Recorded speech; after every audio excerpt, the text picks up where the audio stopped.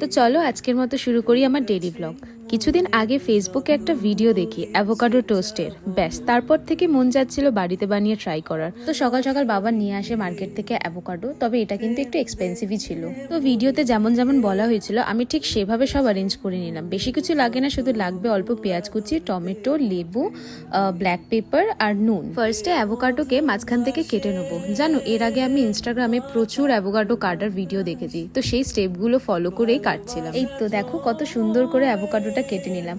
এরপর এখান থেকে আমি এক টুকরো নিয়ে টেস্ট করলাম। সত্যি বলতে অ্যাভোকাডো নিজস্ব কোনো টেস্টই নেই। এখানে আমার এক্সপ্রেশন থেকে বুঝতেই পারছো যে এটা টেস্ট আমার একদমই পছন্দ হয়নি। এবার দেখা যাক অ্যাভোকাডো টোস্ট বানানোর পর কেমন খেতে হয়। যাই হোক, ব্যাক টু দ্য রেসিপি। এখন আমি অ্যাভোকাডোকে ভালো করে ম্যাশ করে নেবো। ম্যাশটা কিন্তু খুব ভালোভাবে করতে হবে। তারপরে আমি এখানে দিয়ে দেবো পেঁয়াজ কুচি, টমেটো কুচি দিয়ে মিক্স করে, তার উপর দিয়ে দেবো ব্ল্যাক পেপার, নুন স্বাদ অনুসারে আর লেবু দিয়ে পুরোটা ভালো করে মিক্স করে নিলে ইটস রেডি। মাও এখানে ব্রেডগুলোকে ভালো করে টোস্ট করে নিয়ে আসে। এরপর টেস্ট করার পালা। ব্রেডের ওপর ভালো করে অ্যাভোকাডোকে স্প্রেড করে দেবো।